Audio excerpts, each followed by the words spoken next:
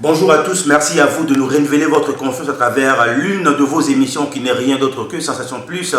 Comme vous le savez bien, à travers cette émission, nous donnons l'opportunité à tous les artistes évoluant à l'intérieur, tout comme à l'extérieur du pays, de pouvoir s'exprimer. Aujourd'hui, on a un grand plaisir de recevoir pour vous l'un des grands chanteurs de tous les temps. Il s'appelle Savané de Pichou, l'homme qui fait parler de lui. Donc, après avoir était à l'extérieur du pays pendant longtemps. Il est revenu ici à Kinshasa. On est venu le voir ici à Pigeon.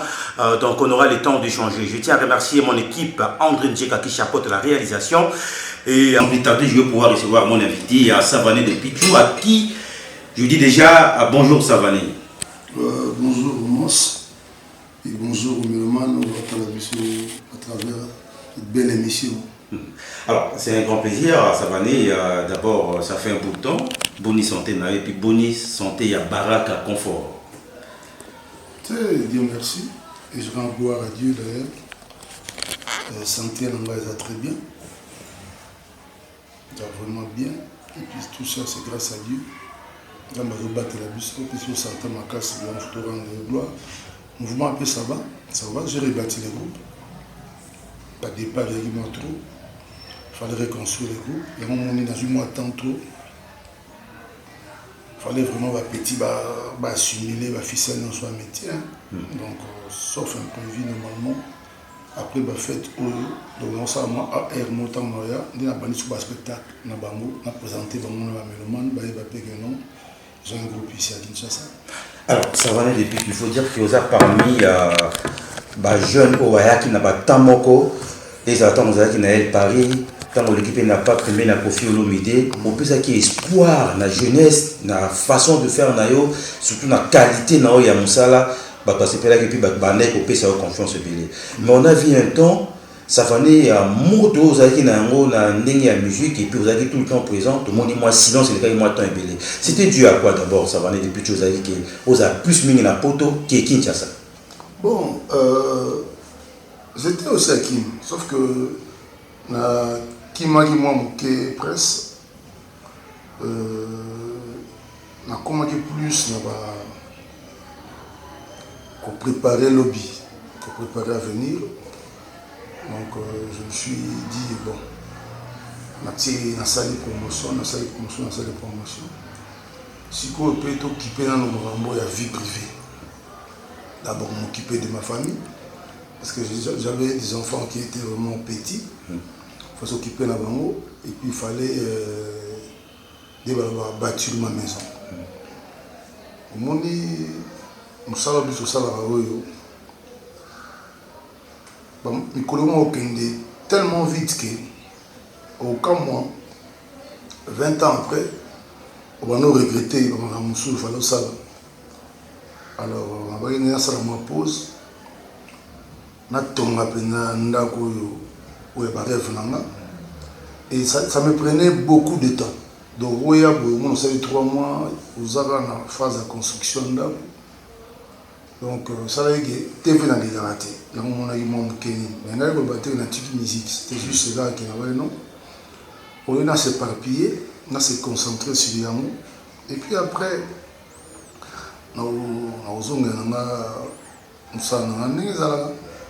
et puis on avait aussi vu le terrain, comment Montréal a dit.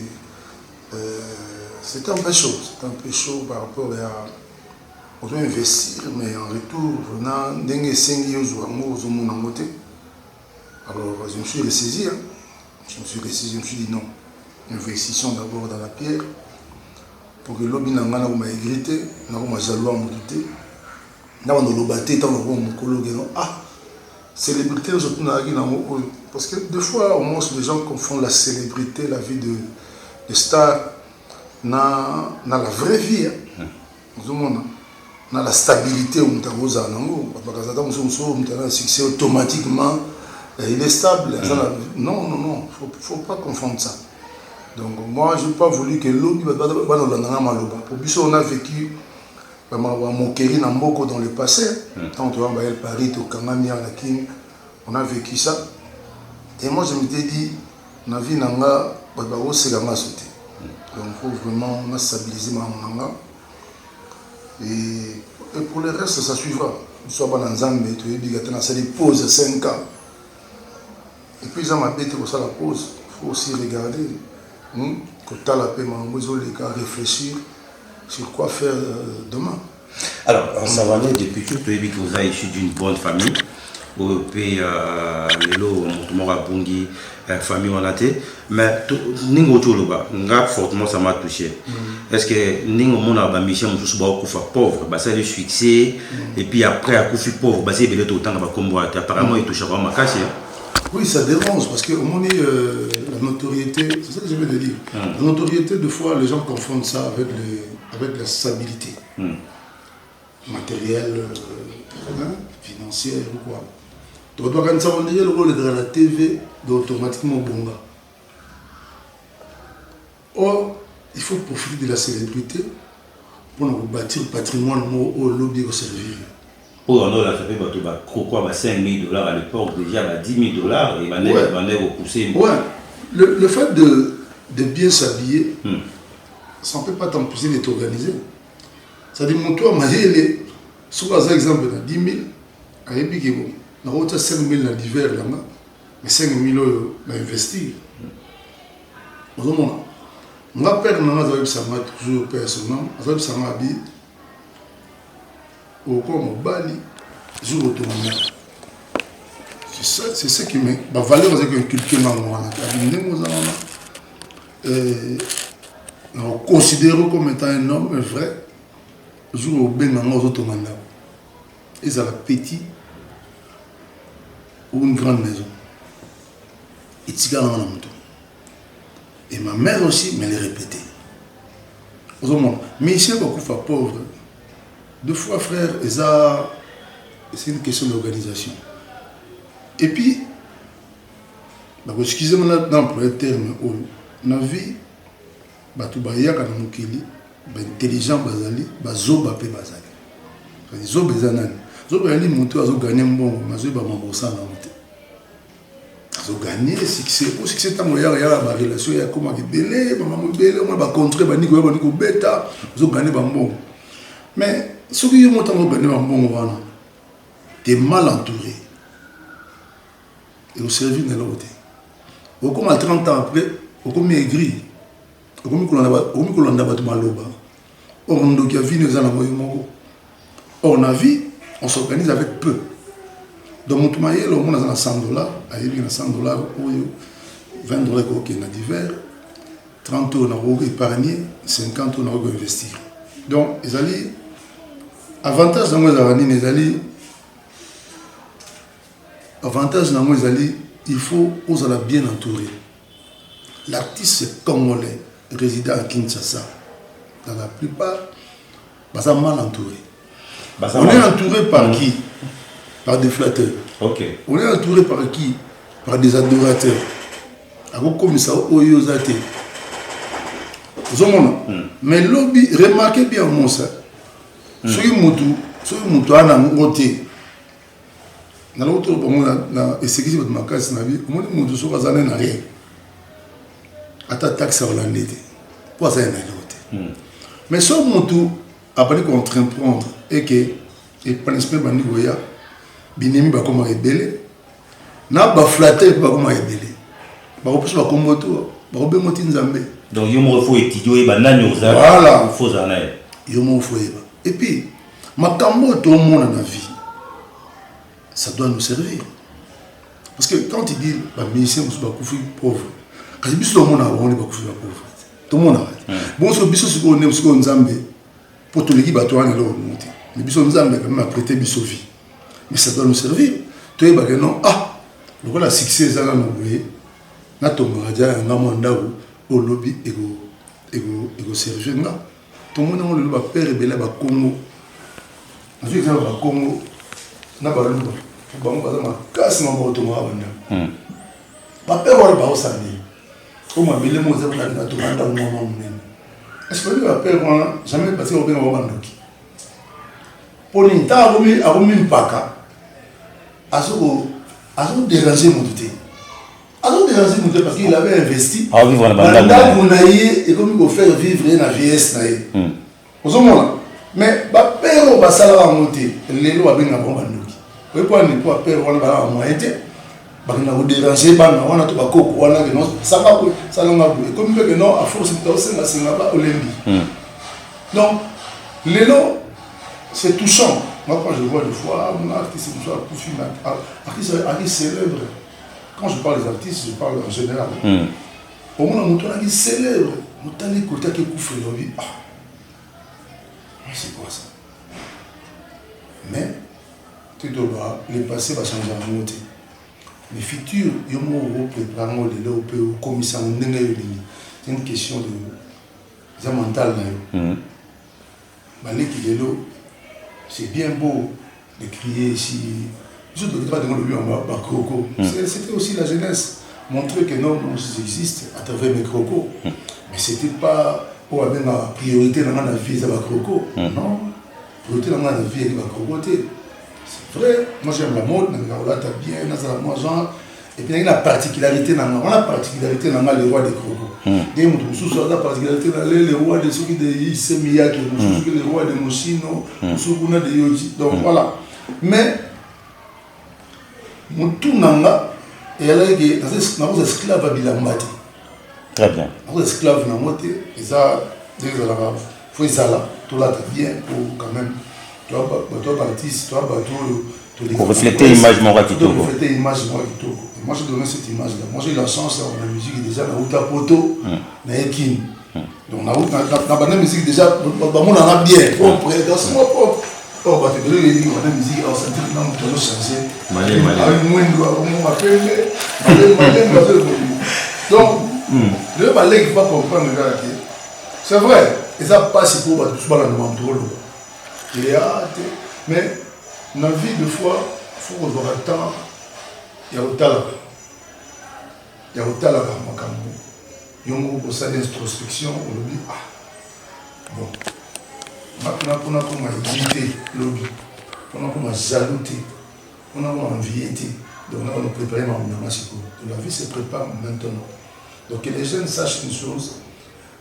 Il y aura un moment, ils n'auront plus 20 ans. Il y aura un moment, on va se faire 30 ans. Et quand on a comme 60 ans, on va dire, mais on nous sommes dans la salle.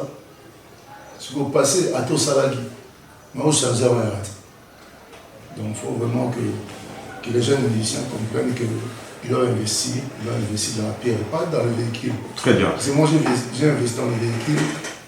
Et ça, c'est un investissement bien fait, parce que ça perd de la valeur. Et on a peu de choses qui sont sachés à ce qu'il y a. Souvent, ils sont dans les usines, pas concessionnaire.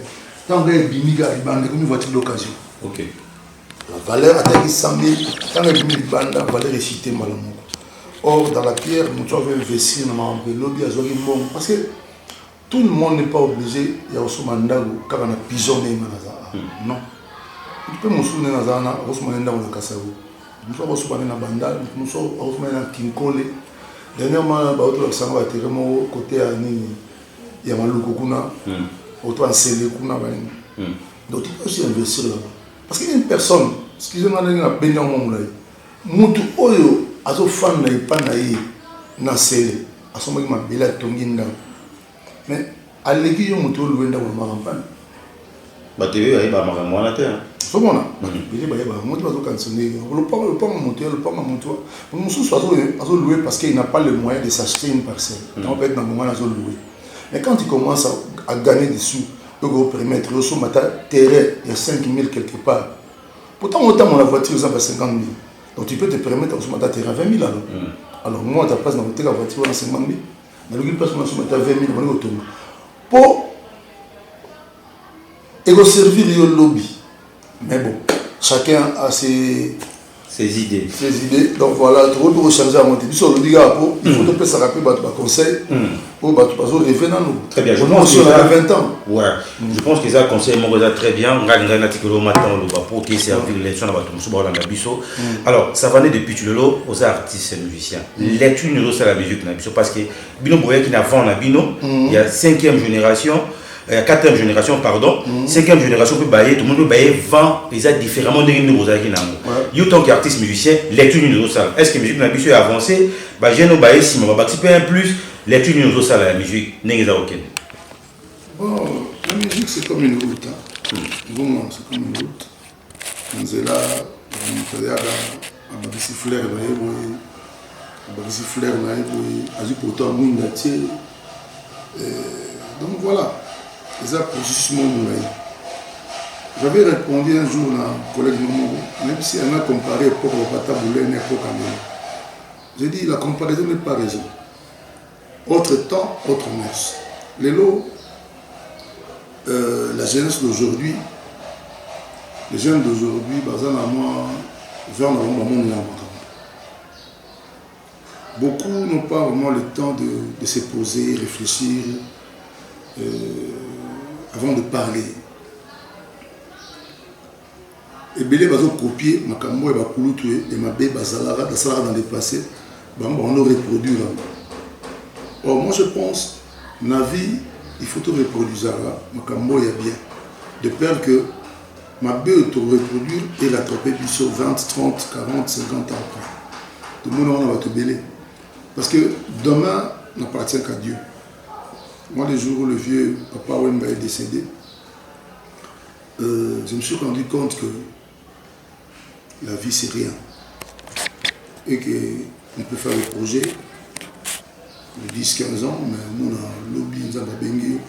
Donc, interpellant à ma casse, je me suis dit, je dois vivre ma vie.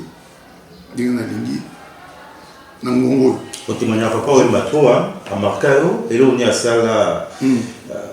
La musique est marquée comme étant grand frère. Non, il y a une question.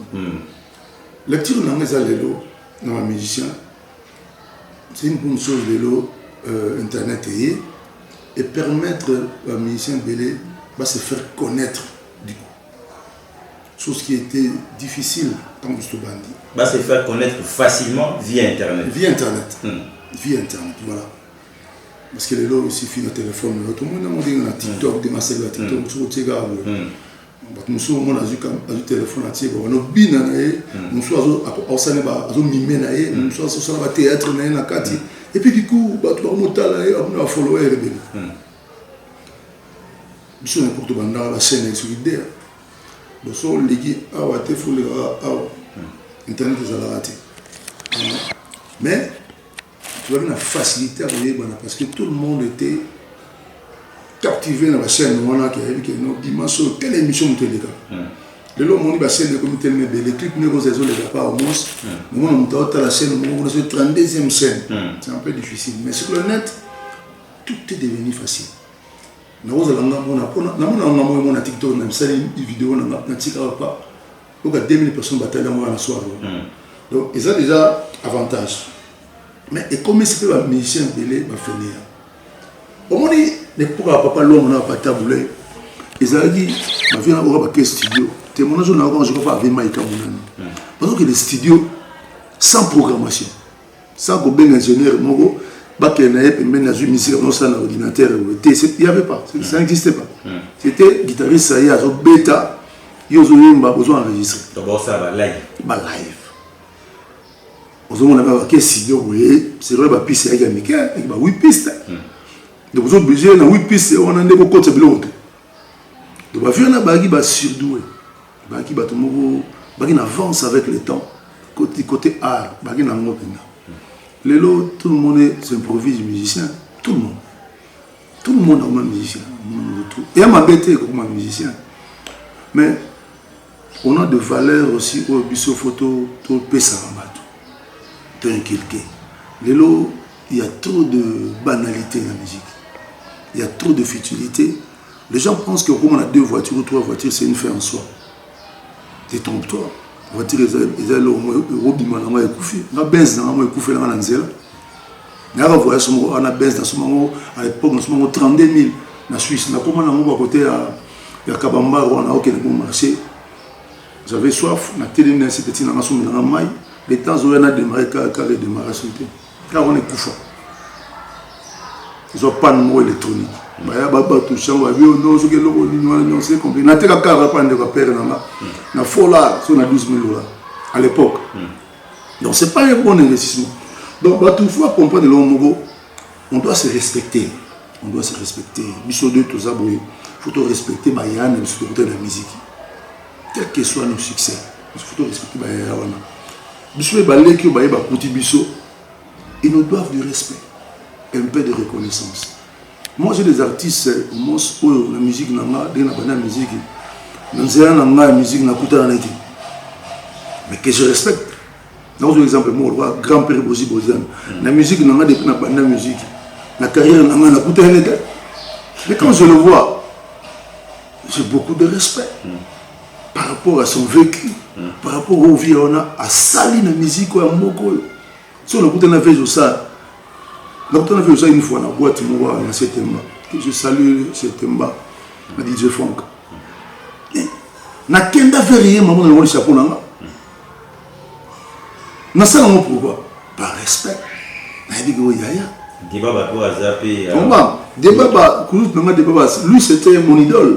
La musique, c'est-à-dire respect puis incarnapé. Ouais. Non, il y a un coup de ma vie. Première fois que tu as Israël Paris, à offrir na banda na kena olukaye tinanda ko na lobaki. Donc na ngana pole ça que salut au loi. Donc na tissé na yebise na vivie aux artistes oyo nga nzamba pesanga voix mo nzamba similitude na yo. Abi na yo ka jasa na yo. Guitare ya yo na bato balo yemba na yo. Tu yemba na via talinga no. Ah. Depuis mieux benangat. Ça va pas. Namuna sekinga bivé na éviter mais c'est naturel. Ils est là au mauvais dans la zone de basé na yo on dirait yo. Bien que na copie à 100% mais on dirait à peu près il y a ce peu là. À mon avis petit outil poto. On a fraîchement dans moment on a pena donc il est fraîchement petit outil poto reconnaître que les vieux étaient très très contents. Et j'ai eu à l'immortaliser dans le spectacle de Salah. Je lui ai rendu hommage. D'ailleurs, quand on va ça à cimetière, on a Pierre Tomba. Non, au moins l'interprétation de Gamon c'était un peu compliqué. C'était un peu compliqué. Oui, binga, mes parents m'ont appelé ça, ma valeur au Benkulkanga. Et c'est comme ça que moi je fonctionne. N'a pas ça la Pierre Tomba la monté sans que la famille n'ait moko et puis ça accord. S'il y a des divergences entre familles déjà, les gens ont mal interprété. Je n'ai pas voulu réagir. Dans la émission, je n'ai pas voulu intervenir. Je n'ai pas voulu réagir par respect. Na kondo de Baba El Saba. Je suis tellement habité. C'est moi dans le lobby, ton nom à lobby, ton frère à lobby. Bazayeti.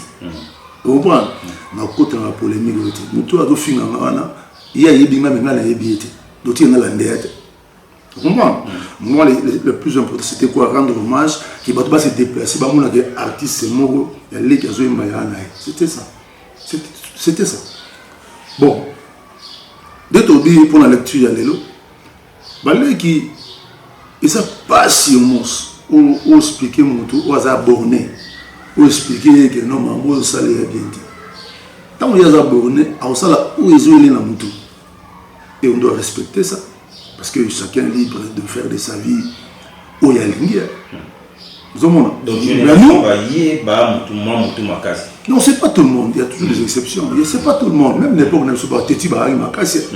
Même l'époque, on a expliqué que nous avons été, mais il y a ça déjà. Non, il faut démarrer là. On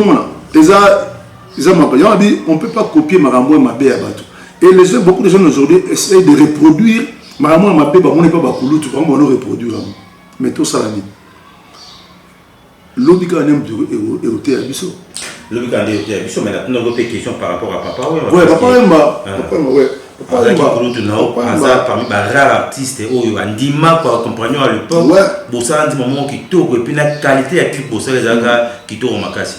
Et on regarde le roi souvenir à Papa, et puis lui, on a Ebissa, il marque au Chili. Bon, on dit Bossa, depuis que tu as une personnalité, tu as la voix incroyable, ne change rien. Même si au communal, il ne change rien, regarde cette personnalité-là. On n'a pas peur de on a un studio, toujours enregistré. Madame, mon épouse, un studio Macabé, dans plein de Saint-Denis à Paris. Et puis il m'a donné beaucoup de conseils pour nous attendre à papa. Au moins, dans la vie, être reconnaissant, éliminer la mondialité. vous allez reconnaître la vie et les varandes bateaux. Pour reconnaître que non, cette personne-là m'a apporté beaucoup de choses dans ma vie, m'a aidé. On a fait beaucoup la yembela na madame mon épouse, n'a pris ça à 1 centimètre. Mais t'as la mon nez à papa Wemba. Beaucoup de gens ont compris la grandeur de ce vieux-là à sa mort. Ils comprennent que non, vous avez une icône, vous avez raté la mort. Moi, il m'a pas vu, on a cette humilité-là. Yarouya, tant on a bien gagné Yarouya, il y a quoi porter un plus. Bien que j'étais déjà une vedette. Mais il y a une vedette à niveau à niveau à papa Wemba. Mais j'ai fait appel à lui, il m'a dit papa. Et bien, modestement, on est papa, on a dit que nous allons porter plus. On a dit que nous allons porter et belé aux alentours de la carrière. Et les lots, nous avons sur la fan liée, nous avons dit mon épouse, nous avons un grand amour. Nous avons un papa. C'est au côté de quand on devient grand. Pembe n'a vu une manée donc donc via élevant la dimension et puis on nous a madame moto tout na pour toi papa et ma grand santé on a osé manaya tout na pena que non ah est-ce que n'est bien ça va donc on sentit que moi quelque chose pas non plus on peut tout animer mais à tout ni parce que il est humble il était humble la grandeur na yene ba vieux musu de bazar nous autres critiquer vieux mon côté mais on a peut tout na ngate aya yembe bi maker à celle qui Michael Jackson. Bon, bah, mais il y a tout le monde ah, depuis ça va, il y a bien ça, mais peut-être pas pour ça, on se plus. Mais papa, il y a des génie. Parce que nous sommes pas sans là, mais papa, génie. Et puis c'est vrai, on a une dimension de la musique, via Yemba. Ce que nous avons dit, mon cher, faut que tu aies ah, pas si nous avons la bourse, on va tout battre. Soit on t'a coupé la preuve au monde a qui se bat qu'on dira mon pas besoin de dire mais ensemble n'a interpellé on a les gars mais comment est-ce que vous aurez là dans 11h na midi boké si mettez beaucoup na moto tant besoin pour nous c'est la bourse elle m'a montré donc ça montre que non que bolina yi moto na te biso côté na so appelle na biso ya la so ba auto kuna moto bazoka temps et méditation tant que vous avez bien Antoine. Vous avez ok, nzela na ina likolo ko fumama. Amna ye ko kende bien. Mais la rasouté, mais ba fanda vous okanisela mama bien, vous avez mama bien sérieux pour nini amna ye kende et kenakimi. Donc voilà, je suis reconnaissant non seulement avec papa Wemba, mais il y a beaucoup d'artistes moi je cite aussi. La maison sous bateau on a un temps qui vient dans Rambo. Parce que ma vie pour les gars peut bien Rambo.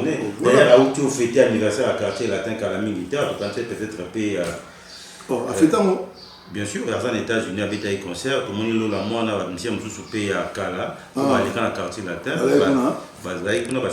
ouais et ça c'est la famille ils ont plaisir. Moi j'ai vu le message du vieux à travers les réseaux sociaux. J'ai beaucoup aimé les messages. Parce que l'homme ça s'agit avec le temps. On a tout le temps aux là. Comment comprendre? J'ai beaucoup aimé ces discours-là. Vous comprenez? Malgré toi, mais ces discours-là, j'ai beaucoup aimé. Comment les discours à l'assemblée? Vous allez à l'assemblée, vous allez à papa. Discours on a touché via Solol. Il a tenu un discours humble, rassembleur. Parce que quand quelqu'un reconnaît, dire que je suis un papa, je peux avoir mes défauts, ou mes erreurs, mais vous avez bateau, vous apportez moi et l'euro dans l'édifice sur un quartier latin. C'est une reconnaissance. Discours et humilité. Voilà. Discours où il y a beaucoup d'humilité. On ne peut qu'applaudir. Donc voilà. Alors, ça va être des pichos. Tant que mon corps est 4e génération, comment on a dit qu'on a JB, Wera, Makaba, Basangani, la compte, on a dit Wenge, BCBG, 4x4, Babeti concerne la stade, et puis penser que ça la Marcy Singer. Tant qu'artiste, d'abord, ça, il faut dire que moi, on a dit presque génération, mon corps, n'est pas Sangana. Bon. La musique, c'est un monde de paix. Ce monde est à cause de l'ego, de l'état d'âme, de comme ça, on est moins rancune. Oui, là où il y a la paix, il y a l'amour. Et puis, bénédiction, nous avons des la différence, c'est toujours entre d'autres. Vous allez vous tout le monde dans la musique. Vous s'engagez en tant que frère. Parce que depuis les Arabiens, parce que vous en avez titre traité. Vous avez tout avancé, tout réussi notre vie. Et puis, comme à mon amour, les gens qui n'étaient pas là, ils m'ont entouré de nous. Et mon amour, il y a un commissaire, il y a un commissaire. Et puis, il peut y avoir un comme un général. Pour bien général. Alors, il y a une chose à dire, on est capitaine. Comme ça, on est capitaine. Il y a un coup, il faut que mon papa se marie à Oloba.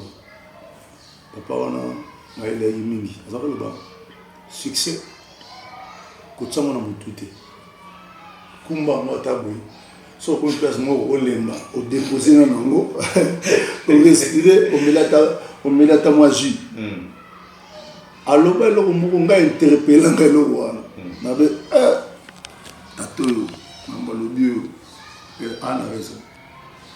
voir mes frères se réunir. Papa, je suis attaqué, je suis pas ma base. On a vu mon frère à la fin. Il peut te séparer d'une personne, mais éviter de les calomnier. Ça va te rattraper. Les gens ont du mal à se regarder en face. J'ai vu ça. À cause de la dire. À cause de la dire, dans le passé. Mais, dès Zalara, Amadou Djabi, qui est mon frère, que je salue au loin, il a pu tenir discours dans mon parce qu'il m'avait informé de cette idée-là. Je lui avais dit que c'était une idée géniale. Soit avant. Pour réunir le bateau, pour soit là, moko. Et puis, il faut aller rassembler. Ce n'est pas donné à tout le monde. Tu peux avoir des millions, vous pouvez rassembler. C'est pas que l'argent qui monte ça à tout. C'est aussi le dialogue. Okay. Comment parler aux gens? Moi, je suis très content de voir mes frères se réunir, jouer ensemble après tant d'années. Et c'est aussi... il y a une occasion où nous comprendre que dans la vie, on ne peut pas rester éternellement des ennemis. On ne peut pas rester chacun dans son coin. Alors qu'on a passé des moments, il y a bien la vie. On va passer ma chance à remonter. Non, tout le monde est monsieur, mais comment on peut changer le passé? C'est salam. Mais apparemment, comme si à côté de nous, on va changer le passé, parce que les gens attendaient peut-être Penanga Mouisco, vous savez qui l'un de Marie-Paul, ou appelé au PCP, peut-être beaucoup au Sangana, Nabamanda chante, beaucoup ça peut battre sous les goûts, beaucoup ça qui battre Noël Paris, mais tout le monde comme si, juste après, quand on a bien opéré, moi, on va confier à attention et matin, c'était dû à quoi depuis au moins,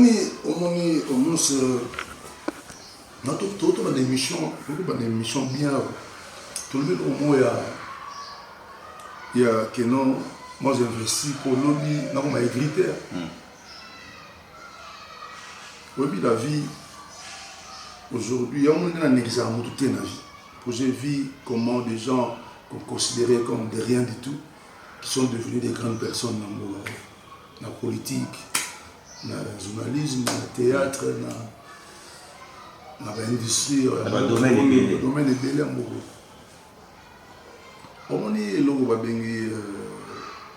malaise entre artistes. Souvent, il y a la paranodie. Dans nos interventions, dans l'émission, du coup, bam, on a bandit dénigrer collègue Mogo, on a bandit changer l'histoire, on a bandit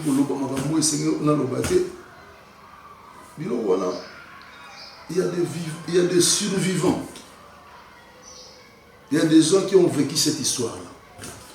Tant on ça, batona batotala oh mais nga azara epoko ozomona ezala nde moto azoloba te oh eyi ndenge azoloba te mais le mali c'est quoi omona mutu deva journaliste azoloba mama lokuta journaliste ayebi soir yango ndenge ezala matiki ye na lokuta na ye wana ti mpe asilisi et puis ça passe à faire patience ça choque hein ça choque nga je n'ai naza mutu naza parfait mais ce n'est pas dans mes habitudes ya kosataka wana bato namona yango pasa moko incroyable namona yango mama na distraction ke nafanda boye nazoka tanga nga napakalaka si mutu moko boye autant mosu ere wana mongana ezokalcule nenga te nga vi na nga je me suis toujours concentré na bagalere nga na mona na vi na nga na koseka oyo baseka na vi na nga je me bats à ce que moto asekanga te na vivre bien na vivre la condition na lingi yango mona longa me bafrance nake fana basuisse wana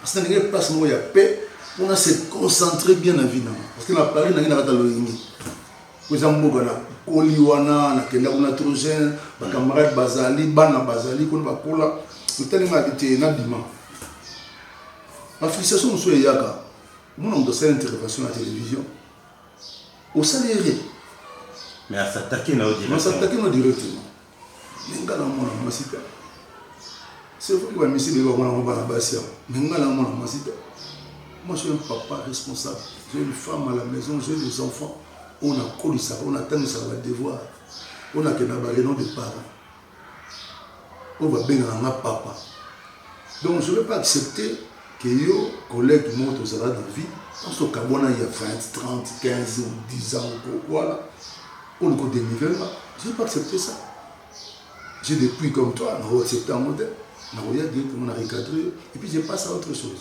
je ne vais pas m'attarder vous comprenez mais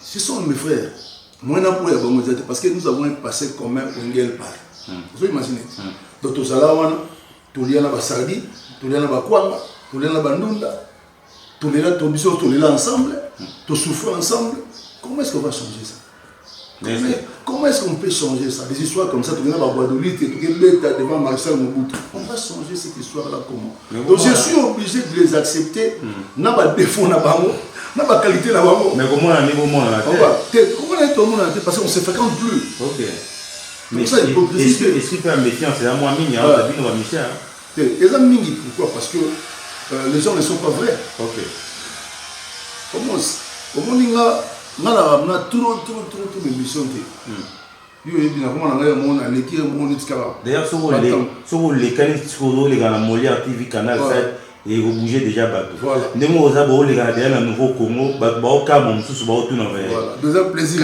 donc ezalité par manque ya makambo oloba tote ya to manque ya chemise à relata l'émission té c'est juste que je préfère passer à la télévision pour la voyage d'abord pour ça la promotion là et essayer en sorte que vu que nous avons un devoir en tant qu'artiste il y a éduquer masse que les jeunes va se retrouver à dire nanga à travers mes missions nanga na motiver ba musicien na motiver bango na conseiller bango et puis na pressera toujours la paix OK parce que c'est dans la paix qu'on peut avancer mais moi personnellement donc le bien on se fait quand plus c'est pas parce que tu es bien ennemi toi bien ennemi c'est juste que le centre d'intérêt comme moi différent et puis on se fréquentait parce que vous avez un groupe moro OK bisous to que na replace moro surtout on a deux tout se retrouver